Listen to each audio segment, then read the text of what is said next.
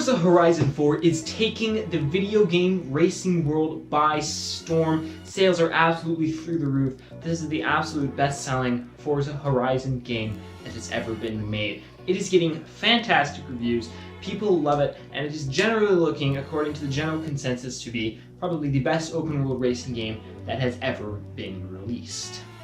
But I'm not buying it. And today we're going to talk about why. Because, as you guys know, this channel actually started with its predecessor, Forza Horizon 3, or at least in part. One of my very first videos actually was me playing Forza Horizon 3. It was really, really terrible. I'm not even going to link it for you. If you really want to watch it that badly, you can go back and look. But I'm not getting Forza Horizon 4. I know that probably seems puzzling. I want to explain to you guys why I'm not buying Forza Horizon 4. Does that mean that I think you shouldn't buy Forza Horizon 4?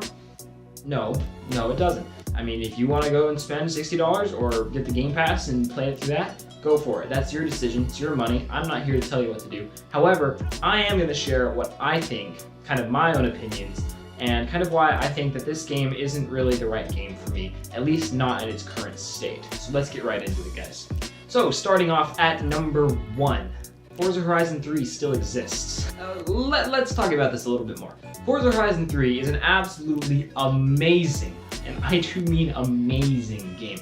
I came into Horizon 3 from Need for Speed Rivals, so my expectations were low, but wow, that game blew me away. The customization was incredible. The graphics were incredible. The physics were like the perfect mix between simulation and arcade, to the point where it didn't feel fake, but you could do things that would take a lot more time and effort and energy and practice in the actual motorsport series, or in like Gran Turismo or something that's a little bit more simulator focused. And I loved that about Horizon. It let me have fun in cars without feeling like it was something completely unrealistic like Need for Speed Rivals. And I thought that was fantastic. And that still, for the majority of it, is why I still prefer Horizon 3 over...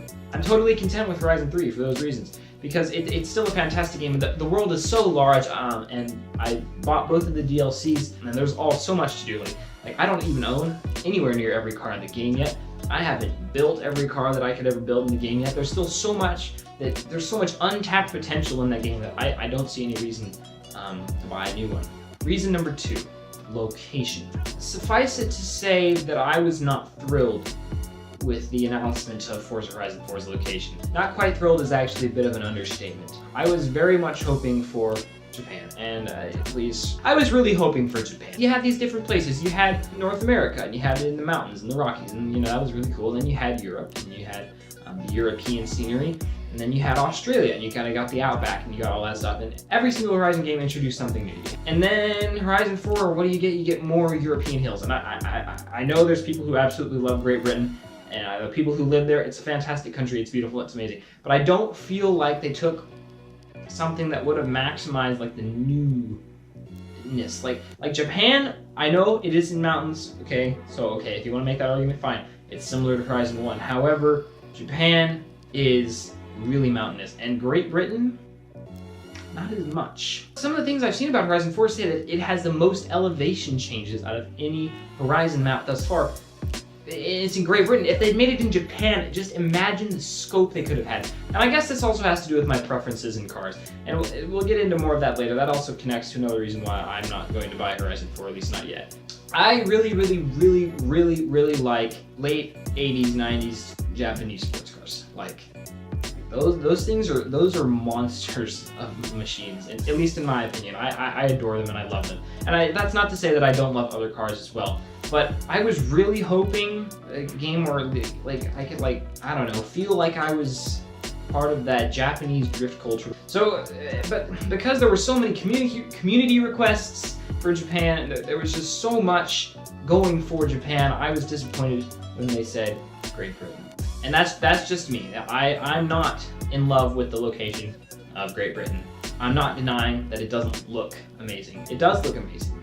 I'm not denying that, but it doesn't look like what I was hoping for. And I played the Horizon 4 demo, and it felt a lot like Yarra Valley to me in Horizon 3. And I know it's not exactly like it, but just some of the scenery, I didn't love it. But moving on, number 3 is actually the seasons. So a lot of people are probably going to hate me for this because a lot of people love the seasons. They think that's the absolute best thing about Horizon 4. And I'm not denying that it's a really cool concept and that it's a really cool thing that Playground Games has managed to integrate this into Horizon 4. However, I hate driving in snow when I don't want to drive in snow.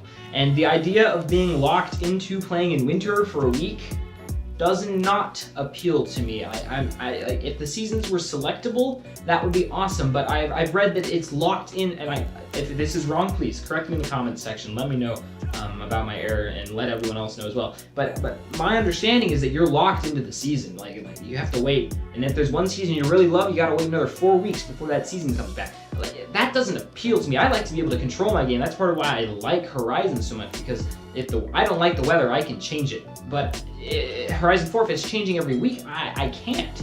And so that doesn't really appeal to me. Like Blizzard Mountain in Horizon 3, like that was awesome. It was something different, but as soon as I wanted to go back to just driving on the roads again, I could do that. In Horizon 4, thus far, there's no option to do that. You're locked into the season that you're in. And I'm not denying that the seasons do not look fantastic. I mean, they look so good. Like, the environment in Horizon 4 is, without a doubt, the best environment in terms of like lighting and just overall scope and beauty that they've ever done. I'm not denying that. It is fantastically well made. No argument there. But it just isn't for me. Moving on to reason number 4. And this is the cars. And a lot of people are probably going to get mad at me because these are only 2 companies, but these are 2 companies that I very much enjoy. And they are missing in Horizon 4.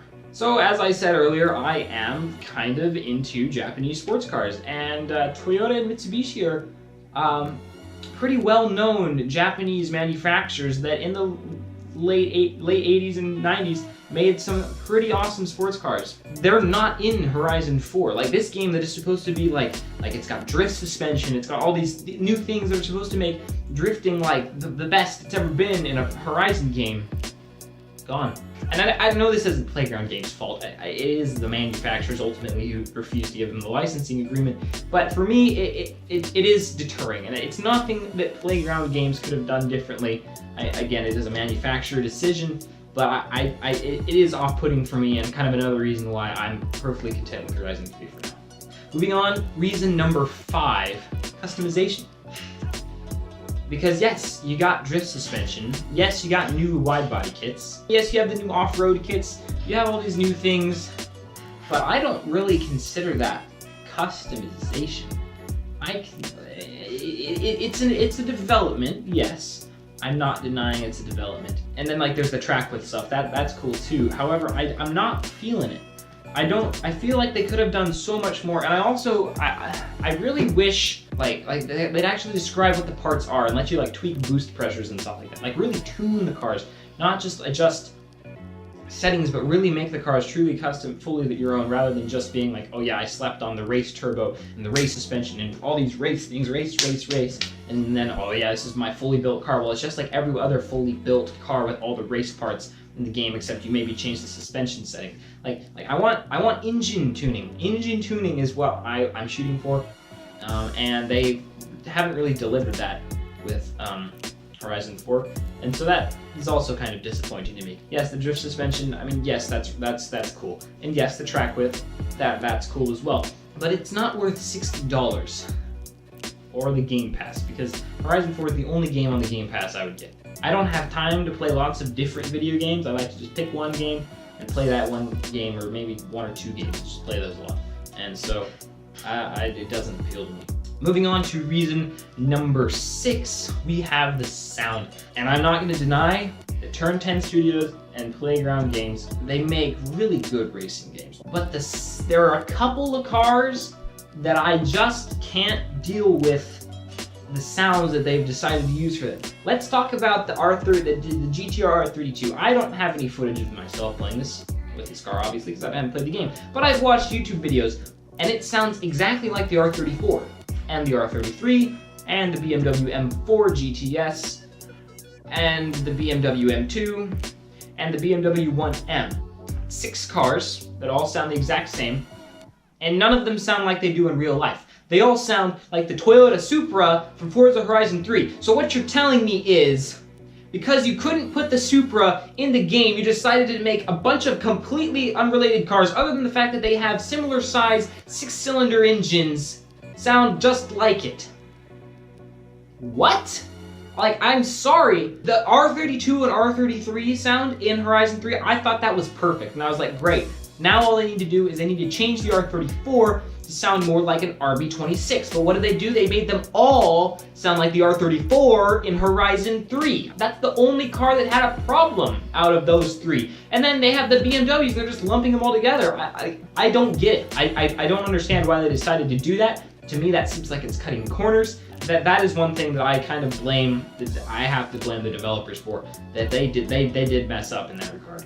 And finally, moving on to reason number 7, it is time. I don't really have a lot of time to be grinding out new video games, and I'm going to be moving on. I'm going to be going to college, and like I have shared before, I'm a member of the Church of Jesus Christ of Latter-day Saints. And after high school, I'm planning on going on a mission trip for 2 years, and I'm not going to play video games at all during those 2 years. And so, to me, making a $60 Forza Horizon purchase, I'm only going to play for a year, then I'm going to be gone for 2 years, and a new Horizon game will be out by the time I come back.